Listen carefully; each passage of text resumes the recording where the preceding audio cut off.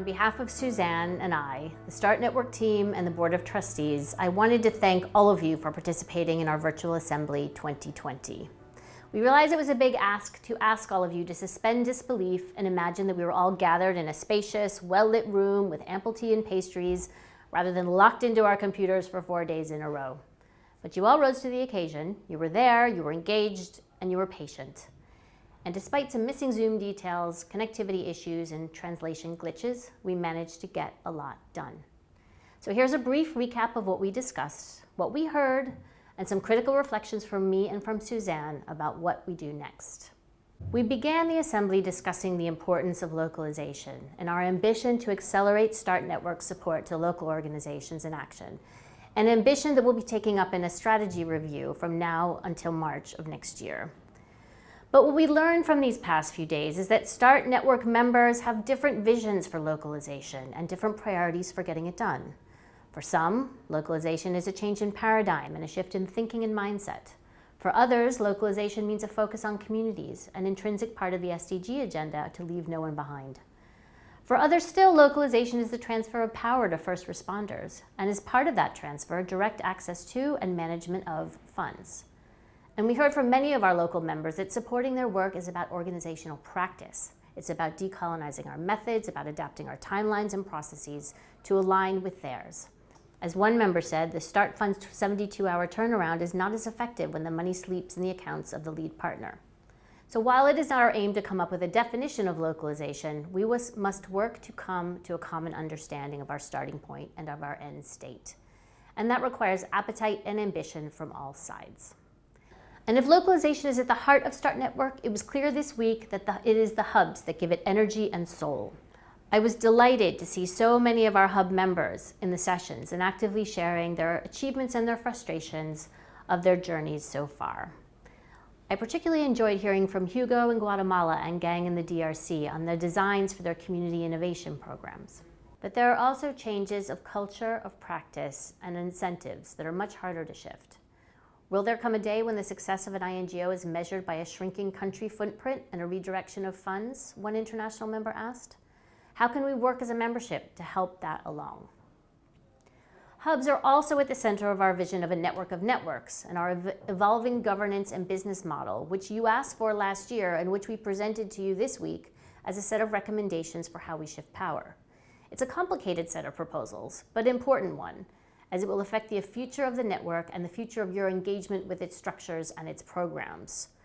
So we need to consult with you more on this, and we need to do more of that in the coming months. Throughout the week, we spoke about unlocking our programs for local organizations and communities. We discussed refining the niche for the START Fund and for START Fund COVID-19 to align with the evolving humanitarian landscape. We discussed what we learned from the evaluations of our Migration Emergency Response Fund and from START Fund Bangladesh, including how we improve the gaps in coverage, benefiting communities, and how we are getting stronger at local participation and at local funding. We learned more about how we are capturing local and national expertise through the Forewarn platform and about our disaster risk financing initiative in Pakistan. We discussed how the START financing facility, once operational next year, will offer a single channel for all members to access different funding instruments directly and seamlessly for a range of risks and hazards. Key to expanding these programs and unlocking them for local organizations will be a resource mobilization strategy that combines central fundraising with decentralized relationship building between the hubs and local funders. In the context of this funding, we talked a lot about risk, a major consideration for the continued success of our network. We discussed risk in the context of our tiered due diligence framework, which we are starting to passport to other organizations and networks. We hope that this framework will help us to talk less about compliance and more about risk management, and will shine a spotlight on the capabilities of local organizations that would normally not be eligible for donor funds. We also discussed risk management in terms of building organizational strength, not only for compliance, but in areas such as partnership, leadership, and coordination. As the hubs develop, they will be critical in supporting local organizations in determining their own compliance thresholds and their organizational priorities. And as this work gains pace, it will be important to be in constant dialogue with the donors, to demonstrate the effectiveness of our due diligence pilots, and to advocate for shifts in their own risk profiles and behaviors. In terms of our membership, I'm delighted to report that at our annual general meeting, we unanimously agreed to admit 5 new members: BRAC, MEDAIR, People in Need, ASEXA, and Piango. Now, with 53 members of different origins, ambitions, and sizes, representing 6 continents, it's clear that the diversity of the network is our unique selling point and our unique strength. Congratulations also to members Cadena, Islamic Relief, and Tear Fund as the winners of our Innovation Challenge, who will now receive dedicated mentoring support for their innovation projects. But as a membership, there were also palpable tensions among us these past few days. Long-standing members expressed some concern that they were not as actively engaged as they had been in the past. Our new local members feel the role of INGOs in the network and in the hubs is unclear, and support from international organizations is weak. We heard firsthand from members about how systemic racism and the sector's colonialist roots have shaped their experiences and how important it will be to decolonize START Network and its programs to foster equity and inclusion among us.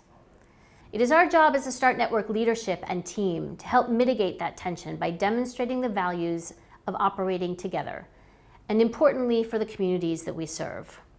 We can also help broker that tension by offering a space for reflection, discussion, and debate. But ultimately, resolving these tensions rests with you, our members.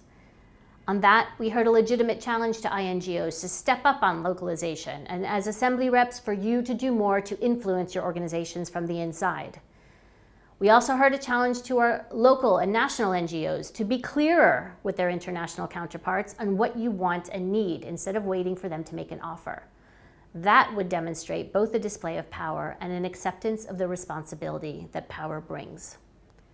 Collectively, we need to accept the discomfort and growing pains of START Network's evolution and take some collective risks and stretch ourselves, but not stretch ourselves so much that we will break. So what will we do now?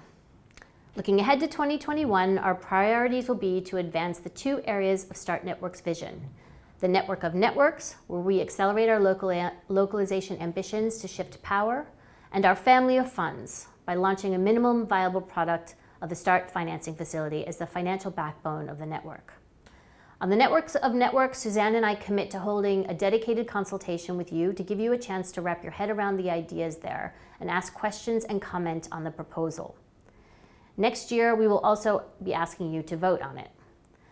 I will be engaging with the leadership of all of our members in the coming weeks and months to discuss how to pull localization through your organizations. On the family of funds, we will be asking you to help us balance the complexity of such an instrument with an ease of process to make this work for your organizations. We will be in touch in the coming weeks and months on this too. To do all of this, we need you to be proactively engaged in supporting the development of our network in the following ways. Please help us to diversify our donors and increase the amount we're able to raise for critical programs like the START Fund by actively supporting us in conversations you have with them and with your multilateral partners. Help us decolonize our sector by looking critically at your programs and your behaviors and figuring out how to change language, process, and attitudes. Help us to support our programs by stepping up to be our grant custodians until we are able to hold our own funds. And please, continue to be our eyes and ears on the ground, both as decision makers and for raising issues that are of importance to you and to us. Work with our advocacy team to be force multipliers for the systems change that we all want to see in areas where you might have influence, with your peers and with your multilateral partners. And please, continue to engage with us not only at this assembly, but throughout the year as part of our ongoing initiatives and conversations. So in closing, I would like to sum up the discussions of this past week with one phrase. It's about time. It's about time that we as a membership walk the talk on localization and truly come together as a membership around that aim. It's also about taking the time to do it right. START Network will not make any progress until we are all pulling in the same direction, members, board, and staff.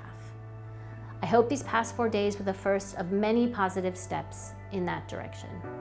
I give you 10 years of START Network.